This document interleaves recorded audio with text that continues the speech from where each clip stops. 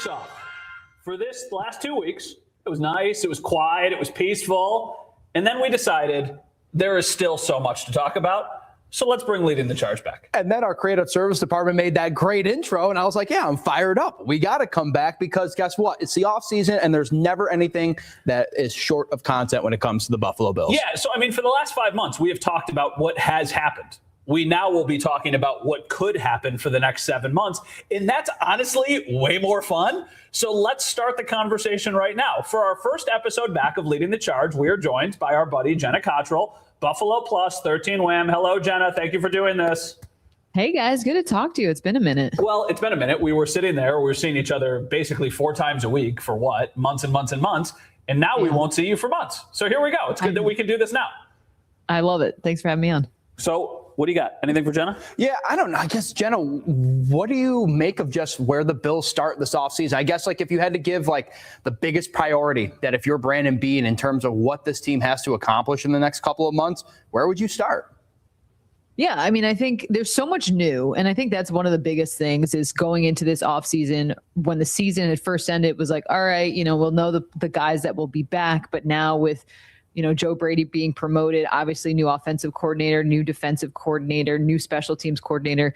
For Brandon Beane, it's going to be getting the guys in the building that will best fit the schemes. But I'm looking at the Super Bowl and watching it yesterday, and I'm like, I know that JSN didn't have a big game, but to get to the Super Bowl, it's like, hey, having a really good wide receiver, that would be pretty cool. And I think that's something that the Bills, we've talked about so much of these last couple of years. And that to me is still a thing that the Bills need to do. And then pass rush. We've also talked about that year after year after year. Now, can you get the guys that can fit Jim Leonard's system and just figure out what will be most effective for this Bills defense? And then also having more playmakers on the offensive side of the ball. Do you feel more or less confident in the Bills being able to get to that point after watching the game yesterday? I feel like I'm more confident because so many changes were made that there's so much pressure to get it right that I feel like you're going to have to take some swings if you're Brandon Beane. Like you got a promotion, you brought in and promoted Joe Brady. Like there is pressure to get it right because this was a lot of the decision making based on you. And so I think for this Bills team, with the new players too, that are going to eventually be here because of the scheme changes and what that'll do. I just think for me, I have confidence that they can get it right, but I think they're going to have to be aggressive to get where they want to be because of the holes on this roster and just the changeover that will inevitably take place because of how different things will be.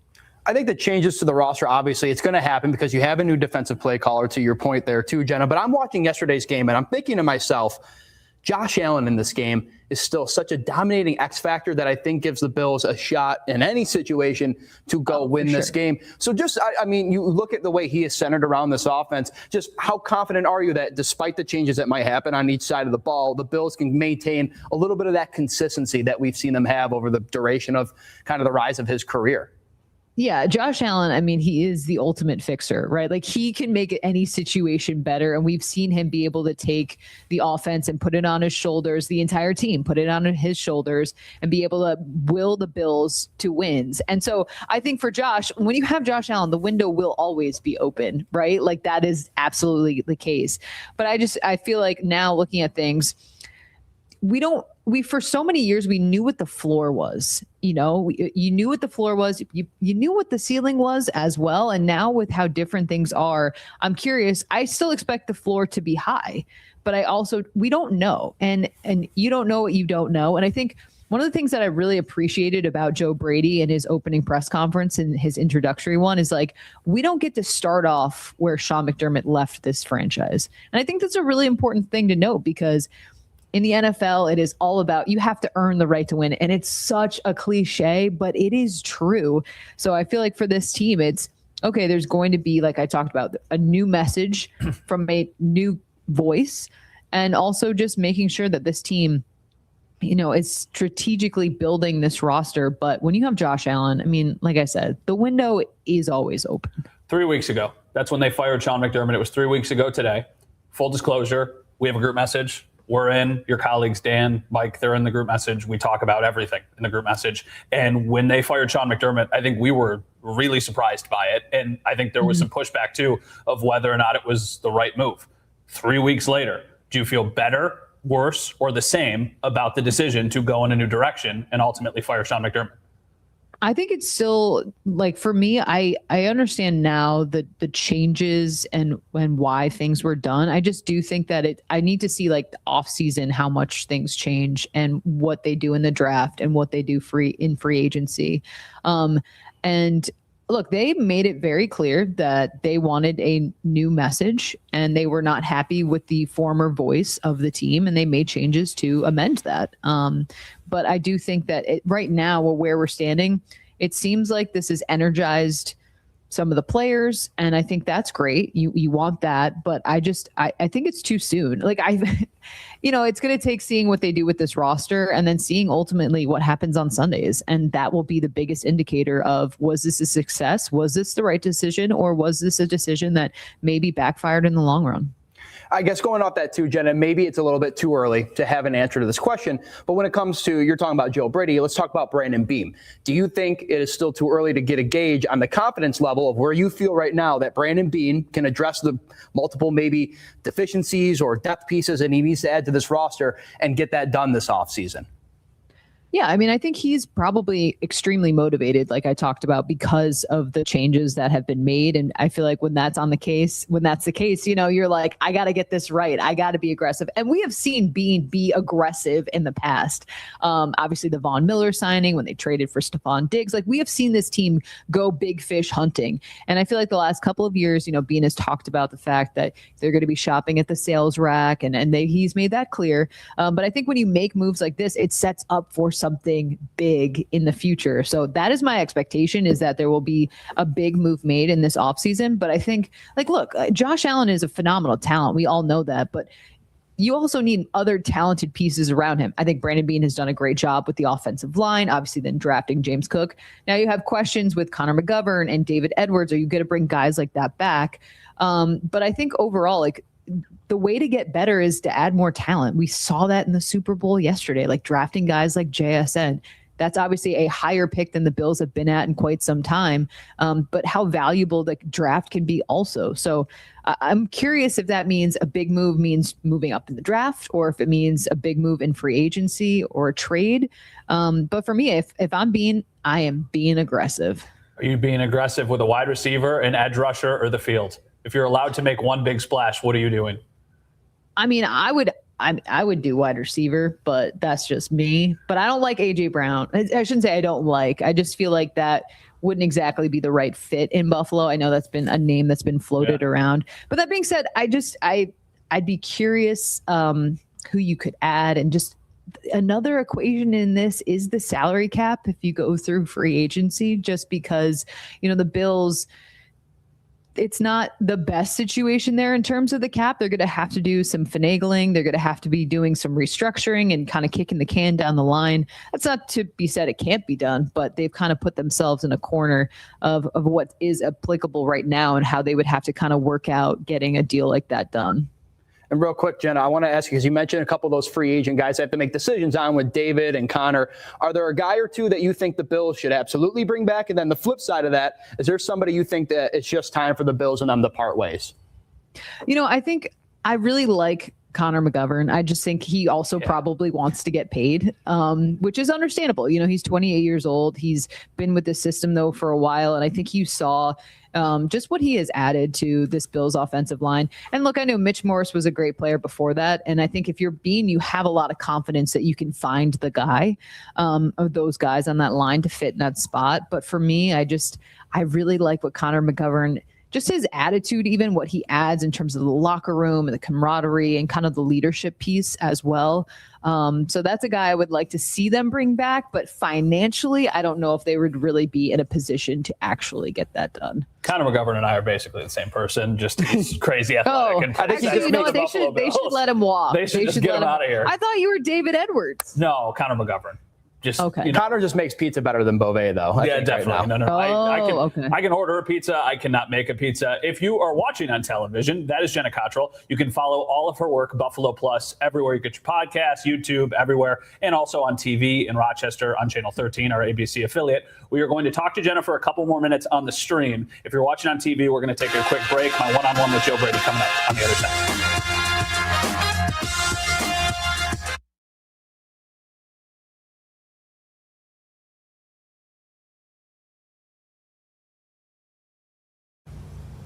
Connor McGovern is going to get so much money. Yeah, it's going to be laughable. I feel like David Edwards would be more affordable, but he could also get a bag from somebody. Yeah. He should probably take it. I mean, David Edwards has a Super Bowl, right? Joey Bosa definitely gone, right? You think? Yeah, I would imagine. Just probably commands too much money. Yeah, I think, and you know what stinks? It's like, I remember you, Bove, being like, you got to bubble wrap him for the playoffs. And it's like, dude was pretty healthy going into the playoffs, and it still really didn't matter. Yeah, it was could have kept them in the bubble. But I honestly, I support Bean taking that swing. Like, I'd rather have him take swings like that to just see. Yeah. As opposed to just hanging back and being like, all right, I think we got enough done. Think they bring back Trey? What do you guys think? I don't know. I'm very curious. Because about if Sean that. was here, I think Trey is back. But without Sean, I don't know if it's a foregone conclusion anymore. And that is why I'm so curious. I think Oh, go ahead, Dom. No, I think it's just like a money thing. I think it's what if Trey and them can find the right price point, like how they negotiated those deals with Poyer in the past. I think Trey's love for Buffalo truly might hold a little bit of weight where maybe he gives them a little bit of a hometown discount. He wasn't bad last year. No, he wasn't. Coming off those two major injuries. I think because he wasn't bad, I think he still wants to be a starter in this league. And I don't know if that opportunity is in Buffalo. You know what? Like, obviously they have Christian Benford. And then, I mean, Max Hairston he was at Joe Brady's introductory press conference. He was on the Bills graphic that they posted on social media. Like, they want him to be the future, obviously. I know the injury kept him off the field late in the season, but in the postseason, I should say. But I feel like if I'm Trey, I get love of Buffalo, but like, if you still want to be a starter in this league and you have the opportunity to do that, I'm going to take that. But that's just me. I don't know about Trey. Jenna, we're still on the stream. We're going to say bye in a second. Tell everybody in the next minute where they can follow all your stuff, where they can see what you, Mike, and Dan do. Yeah, so check us out on the Buffalo Plus YouTube channel. We have a lot of fun there. We just did a pod about our takeaways from the Super Bowl, how it applies to the Bills. And then we also did some fun life advice stuff. And then if you want to check out on Twitter or X, my handle is at Jenna Cottrell, Cottrell. I'm on Instagram with the same handle, TikTok as well. We have a Buffalo Plus TikTok too. I have not posted there in a while, but thank you. Now that the craziness is over, I need to get back on there. Jenna, thank you for doing this. Appreciate you, buddy. Thanks, we'll talk Jenna. to you soon. Of course. All right, sounds good, guys. Thank you. See you, Jenna. Bye. All right, Jenna Cottrell.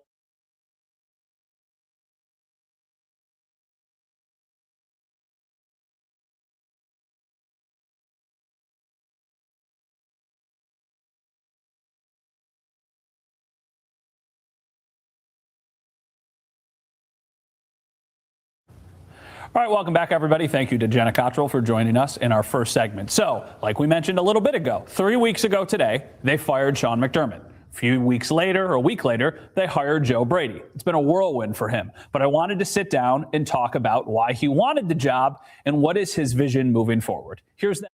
Look, this is everything we've wanted. It's been a lot of fun just putting it all together, and haven't pinched myself yet, but I know at some point it's going to happen. When did you know this is what you wanted? Look, it was, like I said, I've always wanted to be a head football coach, but I know it sounds a little crazy. People are like, oh yeah, I was going to try to be selective if I could. And this is where I wanted to be. Obviously I didn't think I'd ever get a chance to be the head coach of the Buffalo Bills. But when that opportunity came up, I let them know I wanted to interview, and there was trying to picture yourself of not being, this is the only place I wanted to be. Why is this the only place? I mean, look, it hit when we found out Coach McDermott was no longer here. I mean, it hit me, because it hit me in a lot of reasons. One, you realize, man, I might not get to even be an offensive coordinator here, right? You go through the interview process, you're like, man, I love my day job. I love my day job. Not that I'm playing with house money, but I get to still be the offensive coordinator of the Buffalo Bills. And then I woke up the next day, and that was about the only thing I knew I wasn't going to be as the offensive coordinator of the Buffalo Bills. And so you start really thinking about what Buffalo means to you, the people that I get to coach, the players I'm around, and trying to picture yourself anywhere else. And I literally couldn't. I'm so fortunate I don't have to. When you did your press conference, one of the times when you got emotional was when you were talking about Buffalo. I saw the video where you were like, I think you were talking to Derek, and you were like, Buffalo, you got emotional. Yeah. What is it about this place? Is it the team? Is it the life memories you've made here? Like, why is that something that would bring out that type of emotion? Yeah, it's a little bit of everything, right? Like, it's funny. It's not funny, but right before I had my press conference, I had like our all staff meeting. It was the exact same thing. You look around the people, and these are a lot of people that I've worked with in this city. The people here are so special, and they've accepted me. They've allowed me to be me. The Bills are everything here, and so many life events have happened here, and I'm so fortunate from that. And it was one of those places where, like, I don't want to live anywhere else. And so, as soon as I hear the term Buffalo, like, a lot of things always float through my head, and it's real. But I love this place. How is Joe Brady different today than the Joe Brady who got here in 2022 as the quarterback's coach? I like to think in a lot of ways I'm the same person I got into coaching with in 2013, but I've grown a lot because I've been around. I've failed, right? The guy that got here in 2022 was a guy that was just coming off of an offensive coordinating experience that didn't go as planned, right? And when I got let go from that opportunity, it wasn't like, let me blame that person, I'm gonna blame this person. I just kind of pointed the thumb at myself and was like, if I get an opportunity again, what am I gonna do differently? What am I learn from it? And at the core is the people. Like, I learned so much more now about how investing in the people and my guys and understanding them allows me to be a much better coach. And I think I'm in this position right now because of that. When you think about the interview process, you mentioned that at times it was very difficult and there were some really hard questions. What about it was difficult? Was it difficult because you were trying to separate what you've done with what you were trying to convey, or was it difficult just because of the types of things they were asking you? Yeah, a little bit of everything. It's unique perspective because I've been in the building, and it was important for me to not talk about issues that have potentially been or it was more of like, hey, this is just the direction that I believe this organization can go. And if there's a difference in that, I'll let them assume or infer on whatever that could be. And it was more of direction and not just change. And that's what I was hoping for, that the interview wasn't going to be a, hey, let's just find out all the issues or what's gone wrong in the organization. Let's find that out for the next, so we have an idea where it's at. But it was cool because they asked a lot of tough questions that, maybe they knew the answers or they didn't, but they didn't assume anything, and you're having to put yourself in a lot of different roles, a lot of different scenarios. Look, as like anything, you just get grilled for a while with answers. Don't get me wrong, it was a flowing conversation. It wasn't like it was just rapid fire, but they really made sure they knew exactly what they wanted. When they left, it wasn't like, hey, let's try to find out some more information. For the first interview, with the way that their day was already going, I was extremely impressed. There was a line that you brought up in the press conference that kind of stuck with me. It was, when our players do well, that's on them, but when they don't, that's on me. Yep. And then you talked about the accountability piece. Yep. From that accountability standpoint, for a team that has fallen short, why do you think it is? And how did the offense that you were running play a piece in that? Yeah, it will always. Sometimes when people think that I take the blame on myself, that's not, like, I'm not handling the accountability with my players. Like, no matter when we have success or when we don't, I'm always looking at, hey, what could I have done better? Josh will have a play sometimes and he throws a touchdown and it was like, was that a good play call? It wasn't just, it was a good play call because we threw a touchdown. Like, I go through it, and just because it's not always you can't always judge the quality of a decision by the result. And I try to really pride myself on that. But I also think it's important for our players to understand that, hey, I'm going to be accountable. I'm going to be accountable with them. We're going to handle it. We're going to be hard in the meeting rooms. I'm going to take a part of the blame, but we do actually correct. It's not just, hey, we didn't do well, it's on me, you guys are good. Like, we do that, but in that environment and the media and all that, that's part of what comes with the job. I'm always going to take the blame and kind of go from that. And yeah, if we're not getting the job done, I have to do a better job in those situations. I'm just as a part of it. You downplayed it a little bit, but obviously your defensive coordinator hire is a very big factor. You said it's not the biggest decision. They're all big decisions, but I think we're all kind of waiting on what you were going to decide there. Why Jim Leonhard? I can't wait for, look, the city of Buffalo kind of knows him a little bit, but I look forward to when you guys get an opportunity to talk with him. Clear vision, understanding, great communicator.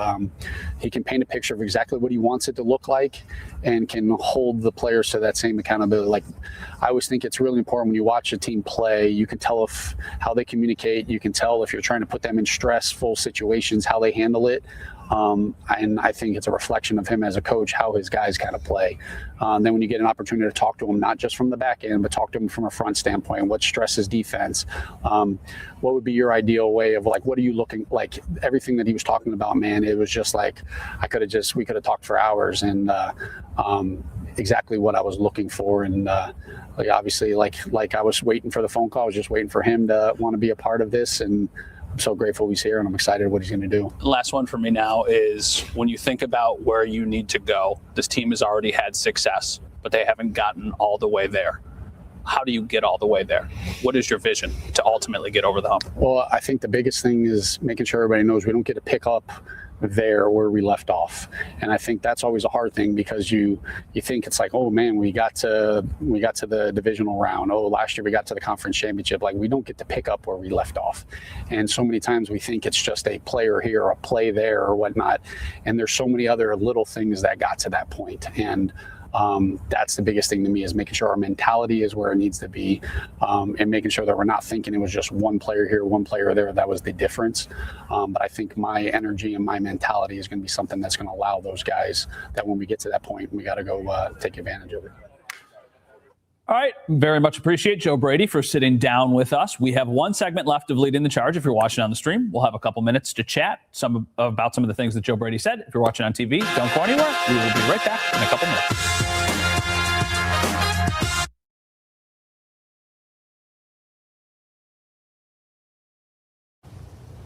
Shout out Joe Brady for doing that. That was a nice little sit down. Yeah, we did that. And then he popped over and did It's Always Game Day in Buffalo. Not so subtle plug for the podcast there. Hey.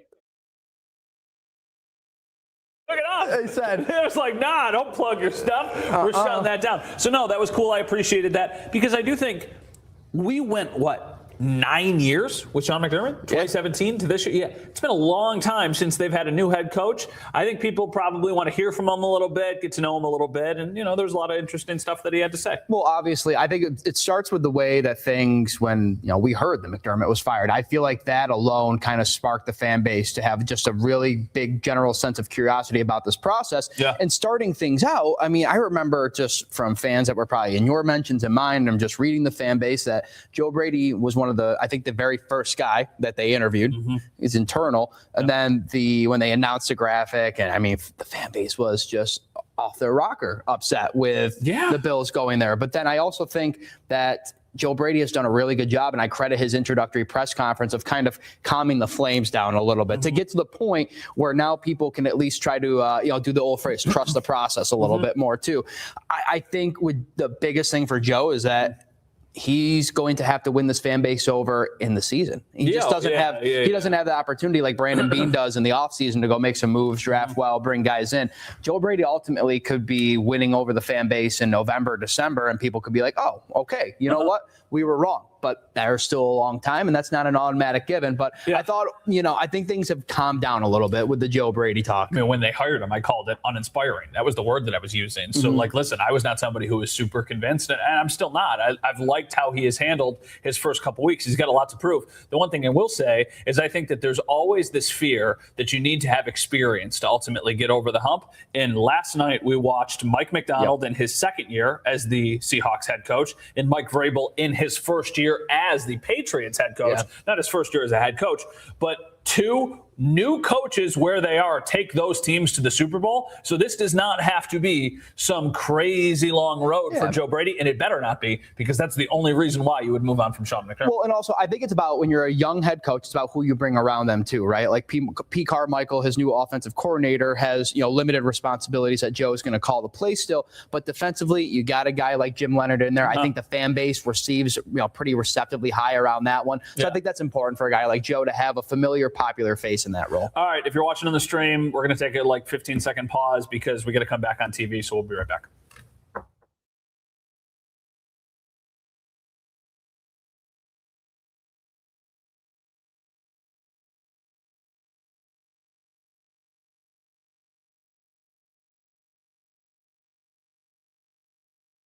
All right, welcome back, everybody. During the commercial, I got the text from my mom. If you see this, tighten your tie. Is that look tighter? Yes. Okay. Yes, very tight. Shout out, Mom. Is that look tighter? There you go. We're tightening it. Normally, she texts me these things during the show, but I'm busy during the show, so I don't necessarily see it. But this time, I happen to be looking at my phone. So shout out, Mom. The tie is now tighter. Final thoughts as we now shift our focus to another week of the offseason, because it's crazy. Even though football just ended, in 2 weeks, Dom is going to be in Indy for the NFL Combine. Once the Combine gets here, free agency's 2 weeks after that. Then it's time for the draft. So there's really not quiet time, which is good job security for us. I think my final thought is I know a lot of Bills fans out there are going to say, man, we really need that playmaking wide receiver. This offense has to become a juggernaut because look who the quarterback is, right? And that's true. They need help in the wide receiver room. But last night, watching the Super Bowl, 2 years in a row that we have watched a defensive line completely change the game, take the momentum out of one team and shift it to another. So while that wide receiver room is important, do not be surprised if Brandon Beane makes a lot of moves, and whether that comes in free agency or in the draft, to again try to bring in different elements that make this Bills pass rush the kind of unit that the Eagles had 2 Super Bowls ago and the ones you saw in Seattle last night. Usually my final thoughts when we do leading the charge during the season are about like seasonal Christmas music or some food that I'm enjoying at the moment. This one's actually about football. Go for it. You are so close. The teams that I watched on the television last night play in the Super Bowl, I don't think are that much better than the Buffalo Bills. I could even make the argument that the Bills are better than certainly one of those teams, maybe both of those teams. Be bold, be aggressive, go make a big splash this offseason, get a wide receiver, get a pass rusher, and then who knows, maybe next year you'll be playing in that You should turn that into a t-shirt. There you go. Leading the charge is back, everybody. We'll see you guys again next Monday. Howard's joining us. That's Dom. I'm Matt. For Jenna and Michelle in the control room, have a great night, everybody.